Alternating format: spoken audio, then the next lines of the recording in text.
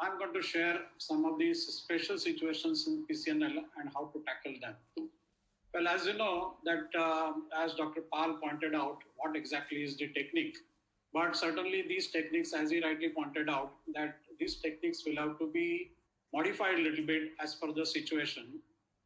And there are certain situations where you really need to modify your technique and understand what exactly you are going to tackle and you are going to do PCNL. So what are those special situations? Basically, the special situations are the anomalies of the kidney, uh, anomalies of the kidney position and the ascent. So when the kidney is abnormally placed, like malrotated, ectopic, horseshoe, fused kidney, these are the situations. And if they form the stone, these are the special situations, and you really have to understand how exactly you're going to do PCNL. Similarly, in children, you need to have a little bit different protocol altogether. When patient is grossly obese, you need to have little different technique. Kyphoscoliosis, calaceal abnormalities, pregnant patients. So these are the special situations, and we can't discuss all of them because of the want of time. But certainly there are some situations we will certainly discuss it out, and I will elaborate what exactly can be done and how we do PCNL in those situations. Horseshoe kidney PCNL, there are some of the facts which we need to understand. The horseshoe is the commonest congenital renal anomaly, and these are the patients who will definitely form the stones.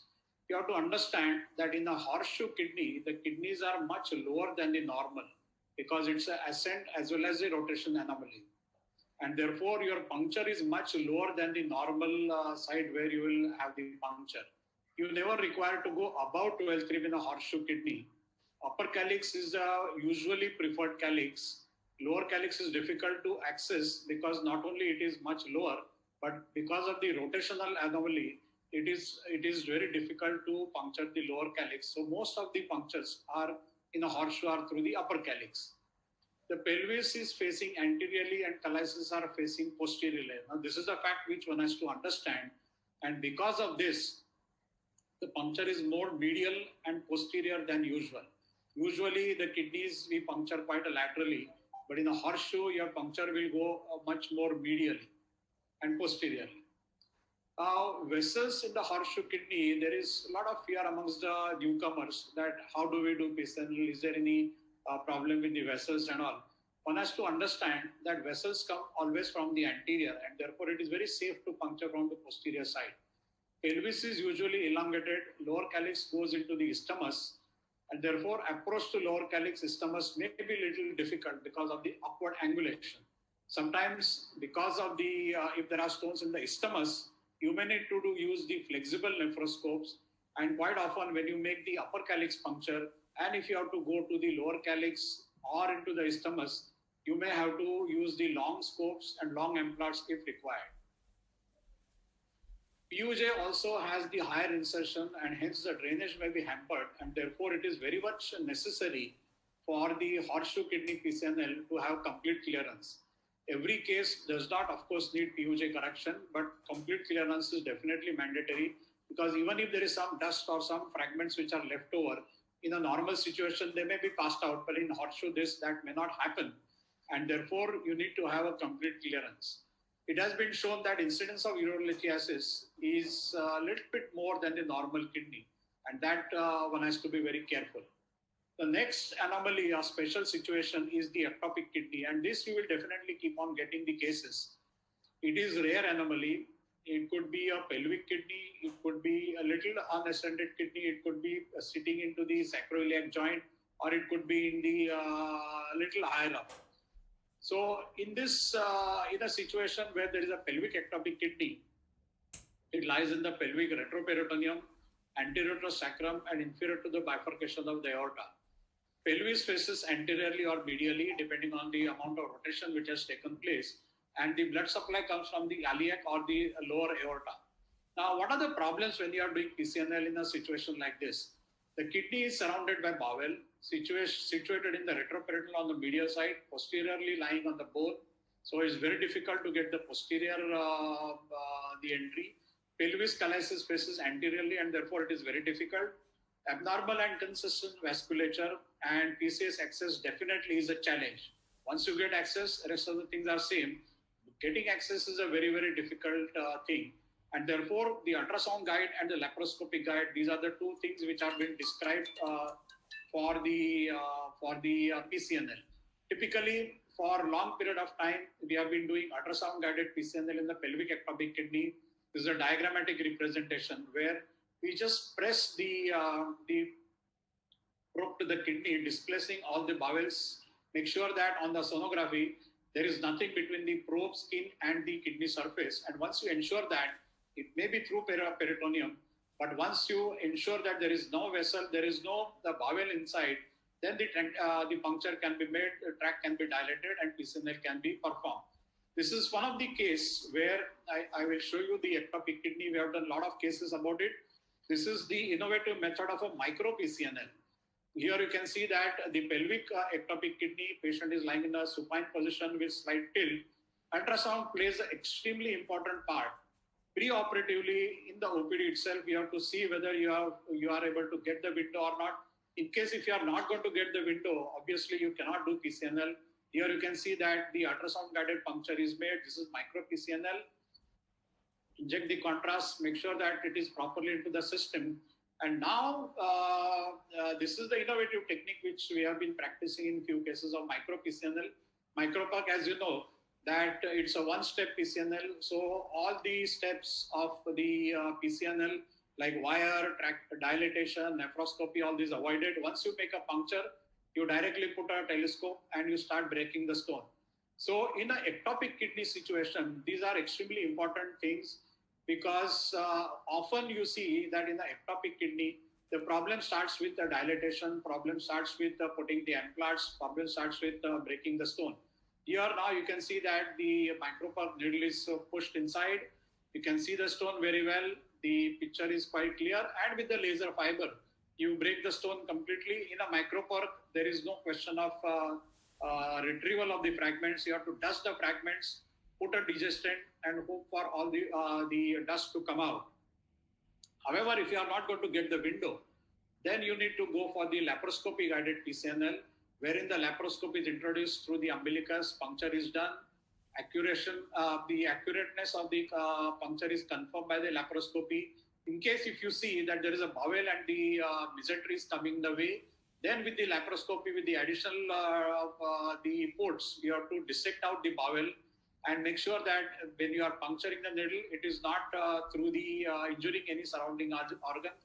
Once the puncture is properly done, then the subsequent steps are like any other PCNL. Again, at the end of the PCNL, reconfirm by laparoscopy that you have not damaged anything, put a small drain and you come out.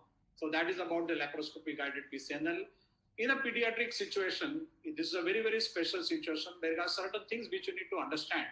These are small mobile kidneys, small compact pelvic system. Effect of the procedure on growing kidneys is unknown.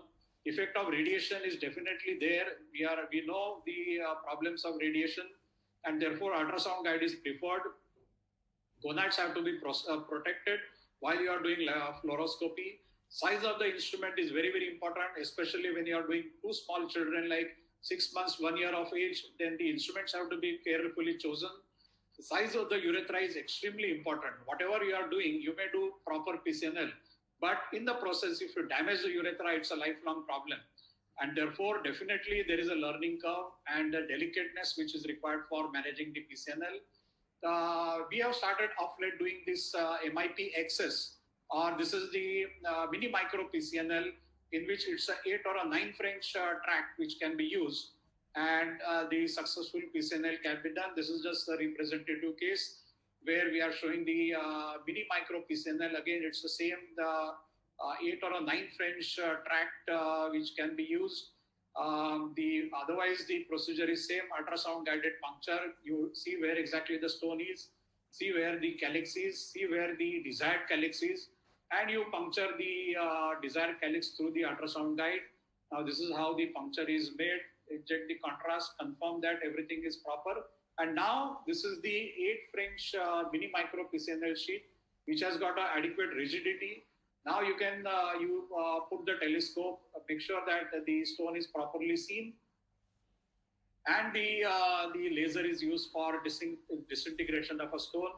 You see the dusting protocol or a dusting setting, so that you powder the stone completely, so that there is no problem or fragments coming down or coming out or slipping into it. Once you confirm that everything is out, then the stone can be the track can be reduced. Advantage of mini micro PCNL is that you can go from one pelvis to other calyx to other superior calyx or inferior calyx, which you cannot do with the just a micropore, because it's just the needle. So that's a benefit of this. Sometimes you keep getting the grossly obese patients. Now, what are the technical problems? Fluoroscopy sometimes is very difficult to visualize. They need very high kV.